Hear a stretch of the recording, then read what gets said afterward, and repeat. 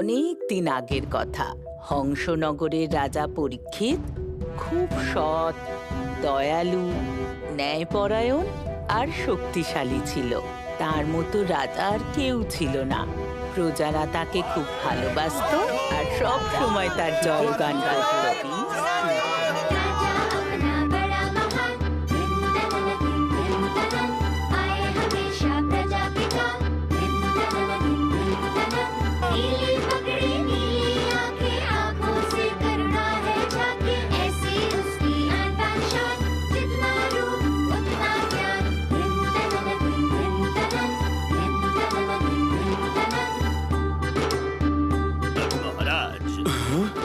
আপনার চুল কাটার জন্য এসে গেছে।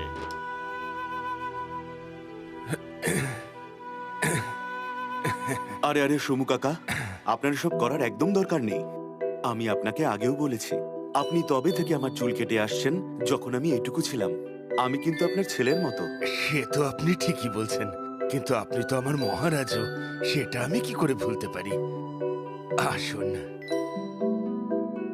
দরজাটা বন্ধ করে দাও সৈনিক। আজ্ঞে মহারাজ।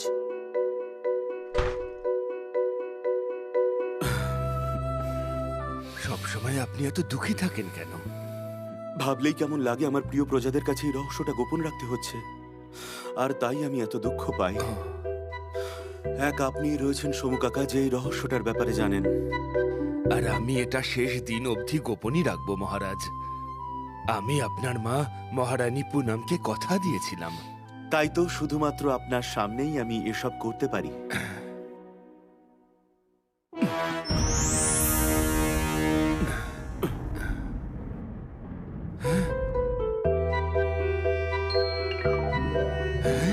এ কি মহারানী, রাজকুমারের কান তো গাধার মতো। যদি এই কথাটা সবাই জানতে পারে তাহলে কেউ পরীক্ষিতকে সম্মান করবে না, সবাই ওকে নিয়ে ঠাট্টা করবে। হবু রাজাকে নিয়ে ঠাট্টা। না না না, এ কখনো হবে না। এই ব্যাপারটা কখনো কেউ জানতে পারবে না, আমি কথা দিচ্ছি। কিন্তু এটা লুকোবো কি করে? হ্যাঁ,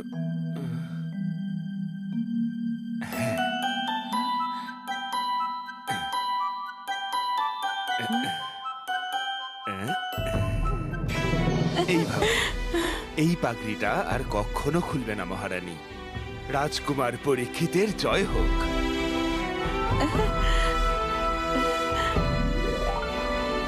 মহারাজ মহারানী নেই তো কি হয়েছে, আমি তো আছি, আছেন আপনার প্রিয় প্রজারাও। রাজকুমার পরীক্ষিতের জয় হোক।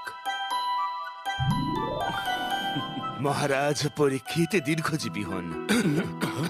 এই বয়সে আপনার এসব কাজ করা উচিত নয়। এখন থেকে আপনি আর আমার চুলদাড়ি কাটতে আসবেন না। তাহলে তাহলে হ্যাঁ, আপনি আপনার পুত্র দীনেশকে পাঠিয়ে দেবেন। কিন্তু মহারাজ, দীনেশ এমনিতে ভালো ছেলে, কিন্তু বোকা এবং অবুঝ। ও যেমনই হোক না কেন, সে তো আপনারই পুত্র সোমু কাকা। যেমন আপনাকে ভরসা করি তেমন ওকেও করব। আমার দৃঢ় বিশ্বাস আপনার মতো ওই রহস্যটাকে গোপন রাখবে। এবার আপনি বাড়ি যান।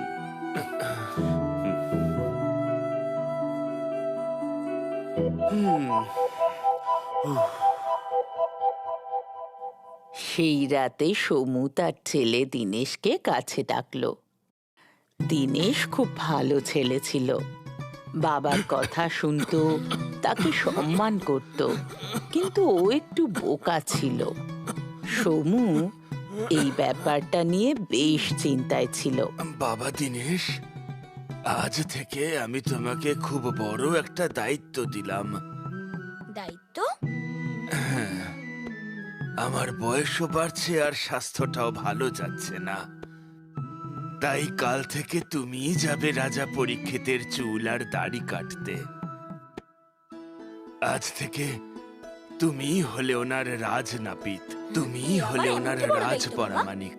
চুল দাড়ি কাটা আবার কোনো কঠিন কাজ নাকি? তুমি চিন্তা করো না।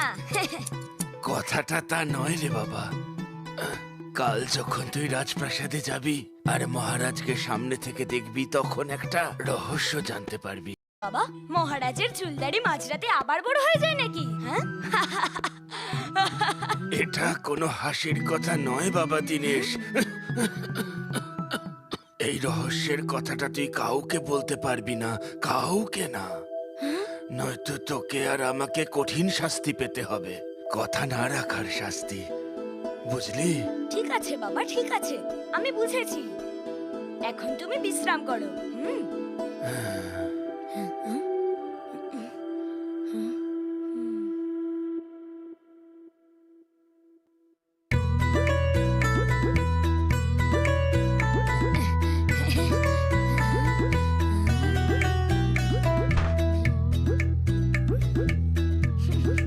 মহারাজের জয় হোক। আমি সমুনাপিতের ছেলে দীনেশ মহারাজ। এসো দিনেশ। সমু কাকার শরীর কেমন আছে এখন? ভালোই মহারাজ, কিন্তু ইদানিং বাবা সব অদ্ভুত অদ্ভুত কথা বলছেন। আসলে বয়স হয়েছে তো। কোনো সাহায্যের প্রয়োজন হলে অবশ্যই আমায় জানিও। এসো, আমার চুলদাড়িটা কেটে দাও। গতকাল সমু কাকার শরীর খারাপ দেখে ওনাকে বাড়ি পাঠিয়ে দিয়েছিলাম আমি। তবে চুলদাড়ি যে ভীষণই বড় হয়েছে, এবার কাটতে হবে। যথা আজ্ঞা মহারাজ।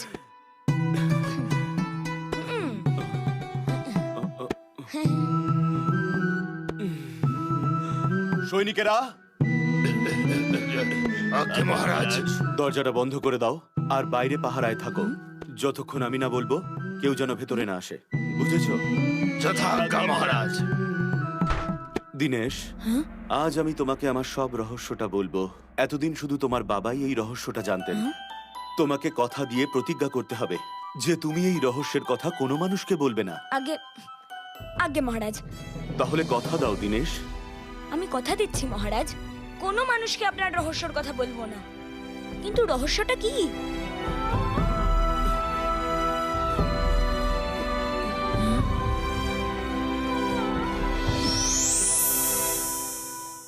মহারাজ গাধা? মানে মহারাজের গাধার মতো কান? দিনেশ, আমাকে ক্ষমা করবেন মহারাজ, ক্ষমা করবেন। মুহূর্তের জন্য ভয় পেয়ে গেছিলাম, কিন্তু এখন আপনার মাথায় এই গাধার মতো কান দেখে আমার আমার হাসি পাচ্ছে।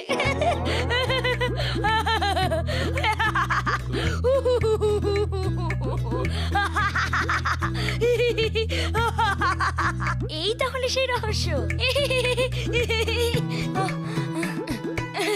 আমায় ক্ষমা করবেন মহারাজ, আমি হাসি থামাতেই পারছি না। আমার মাথা। আরে আরে দিনেশ, তোমার লাগেনি তো? আগে আগে মহারাজ।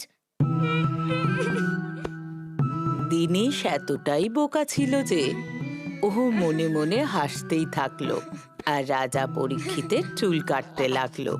আর কাজ শেষ হওয়ার পরেই ও দৌড়ে পালিয়ে গেল। ওর খুব জোরে হাসি পাচ্ছিল যে।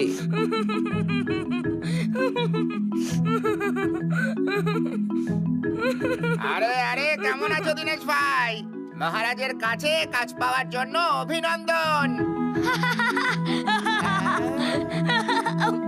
সারা দিন দিনেশ কারোর সাথে কথা বলল না, হাত দিয়ে মুখ চেপে রাখলো। যখনই মুখ থেকে হাত সরাচ্ছিল তখনই হাসি পাচ্ছিল, অথবা ওর মনে হচ্ছিল যে রাজা পরীক্ষিতের কথা বলে ফেলবে। ওর ব্যবহার খুব অদ্ভুত লাগছিল। বাবা, মহারাজ পরীক্ষিতের রহস্য আমি জেনে গেছি।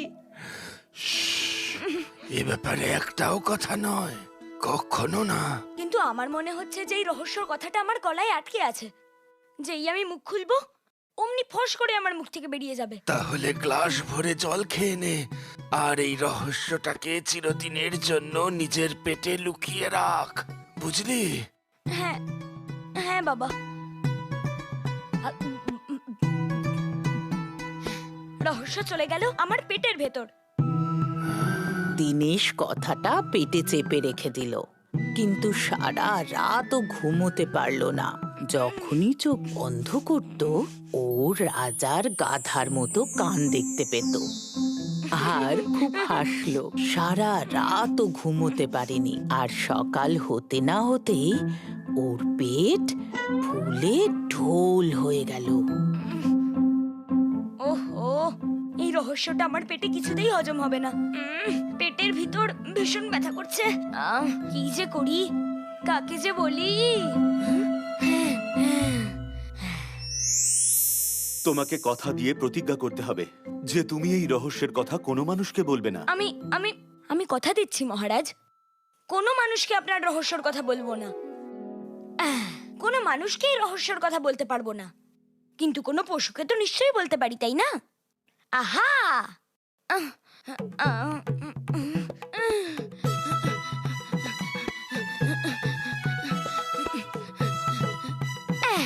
পেয়ে গেছি, এই কুকুরটাকেই বলে দি। ও তো আর মানুষ না। ও কুকুর ভাই, শোনো না। আই! কামড়ে দিল। আর কেউ বাঁচাও! আরে আরে আরে আরে আরে আরে আরে বাঁচাও! আই!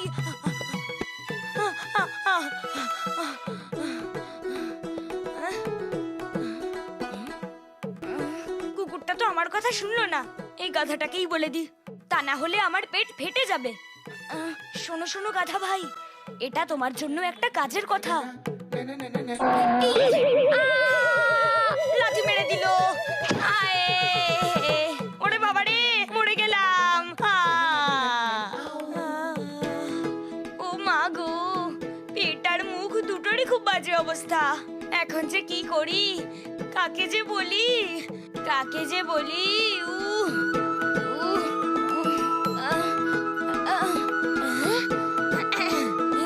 ষাঁড় ভাই, ষাঁড় ভাই, শোনো না একটা রহস্যের কথা।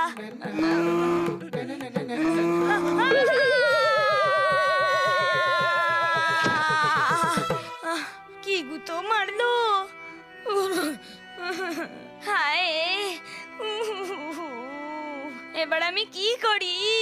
কোনো মানুষকে বলতে পারবো না, পশুদেরকেও বলতে পারলাম না। তাহলে কি এবার এই ক্ষেতকেই বলে দেবো? হ্যাঁ, আমি বরং এই ক্ষেতকেই বলে দিই, সেটাই ঠিক হবে। ক্ষেত তো আর কাউকে গিয়ে বলতেও পারবে না। আমার পেটার একটু হলেই ফেটে যাবে।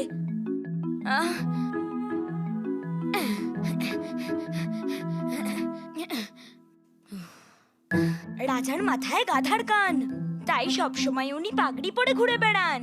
রাজার মাথায় গাধার কান, তাই সবসময় উনি পাগড়ি পরে ঘুরে বেড়ান। রাজার মাথায় গাধার কান, তাই সবসময় উনি পাগড়ি পরে ঘুরে বেড়ান।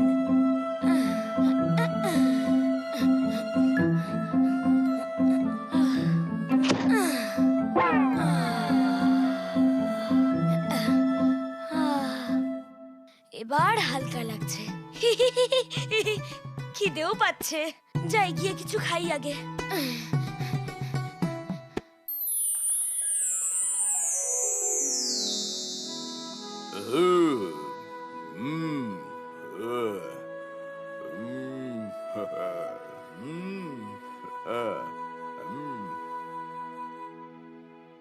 প্রণাম। মহারাজের বিবাহের উৎসবের জন্য কাঠের প্রয়োজন। দেখে মনে হচ্ছে তোমার এই জমির গাছের কাঠ কিন্তু খুব শক্তপোক্ত। আমাদের প্রিয় মহারাজের বিবাহ উৎসবে আমার জমির গাছ কাজে লাগবে, এ তো আমার পরম সৌভাগ্য। আমার তো মনেই পড়ছে না এই গাছ আমি কবে লাগিয়েছি, আর কবেই বা বড় হলো, আর কখনই বা আপনার এটা নজরে পড়লো। মনে হচ্ছে এটা বিশেষ কোনো গাছ। আর এখন এই বিশেষ গাছ এক বিশেষ কাজে লাগবে। এটা দিয়ে আমি এমন বাদ্যযন্ত্র বানাবো যে লোকে শুনে বাবা বলবে।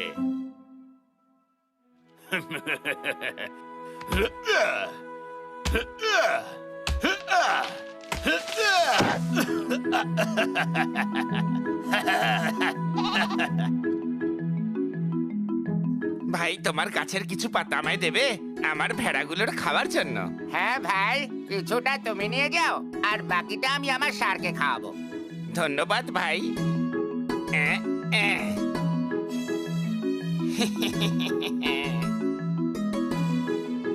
ও দাদা, যদি কিছু পাতা আমার হাতির জন্য দেন।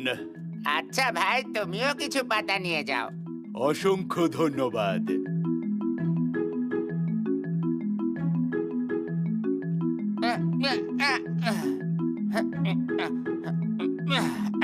খাও খাও, বিশেষ গাছের বিশেষ পাতা।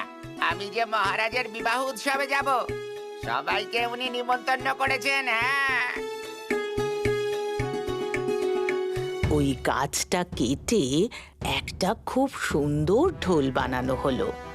আর সেই সময়ে রাজা পরীক্ষিতের বিবাহের দিন স্থির হলো। রাজসভায় অতিথি বরযাত্রী সবাই জমায়েত হলো, আর রাজমহলের বাইরে প্রজারা জমা হলো। সবাই রাজার বিবাহে খুব আনন্দ করছিল, কিন্তু হঠাৎ একটা ঘটনা ঘটলো। বিবাহ শুরু করা যাক। तनन राजा के है गधे के कान दिन तनन दिन दिन तनन पगड़ी पहनता सुबह से शाम दिन तनन दिन दिन तनन राजा के है गधे के कान।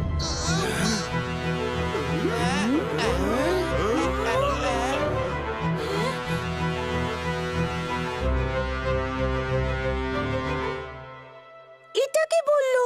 আমাকে ক্ষমা করে দিন মহারাজ। রাজকুমারী, আমি তো ঢোল বাজাচ্ছিলাম, কিন্তু দমদমের বদলে এটা থেকে তো অন্য আওয়াজ বেরোচ্ছে। আবার বাজাও। কিন্তু বললাম তো আবার বাজাও। तनन दिन दिन तनन राजा के है गधे के कान तनन दिन दिन तनन पगड़ी पहनता सुबह से शाम दिन तनन दिन दिन तनन राजा के है गधे के कान।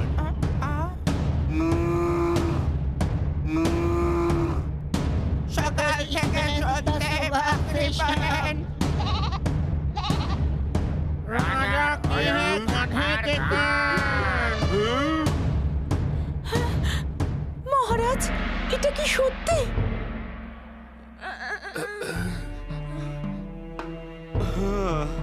হ্যাঁ রাজকুমারী, এটা সত্যি। আমি জানতাম এই রহস্য একদিন না একদিন সবাই জানতে পারবে। সত্যটা সারা জীবন লুকিয়ে রাখা যায় না, কিন্তু এভাবে এই মুহূর্তে এই রহস্যের ব্যাপারে সবাই জানতে পারবে, এটা আমি কখনো ভাবিনি। মহারাজ, এই সব কিছু আমার ভুলেই হয়েছে। যে কাঠ দিয়ে ওটা বানানো হয়েছিল তাকে এই রহস্যটা আমিই বলেছিলাম। হ্যাঁ, আমিও তো চাইছিলাম এই রহস্যটা সবাই জেনে যাক। তাই যা করেছো ভালো করেছো দীনেশ। রাজার রহস্যের ব্যাপারে জানার অধিকার আমার সব প্রজাদের আছে।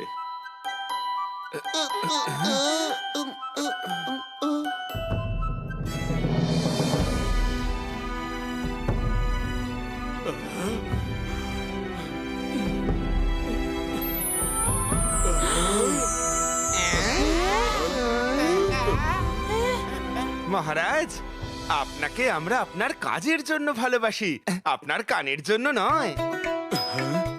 হ্যাঁ মহারাজ, আপনার কান যেমনই হোক না কেন, আপনি খুবই দয়ালু, শক্তিশালী আর সাহসী রাজা।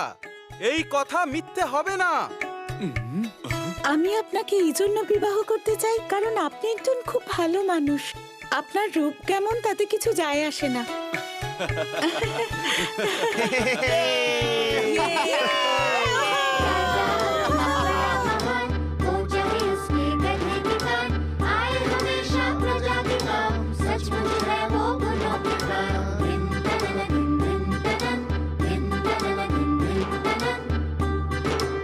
আর এইভাবে রাজার মনের বোঝা নেমে গেল। প্রজারা কানের সত্যিটা জানতে পারা সত্ত্বেও রাজাকে তার প্রজারা একইভাবে সম্মান করত। গল্পটা কেমন ছিল? আচ্ছা, এবারে বলো, এই গল্প থেকে আমরা কি শিখলাম? একদম ঠিক, আমাদের কেমন রূপ তার থেকে অনেক বেশি এটা গুরুত্বপূর্ণ যে আমাদের মধ্যে কোন গুণটা ভালো, বুঝলে? আমাদের ভালো কাজের জন্যই আমাদের নাম হয়। মনে থাকবে তো? এবারে তোমাদের গল্প দিদাকে বিদায় জানাও।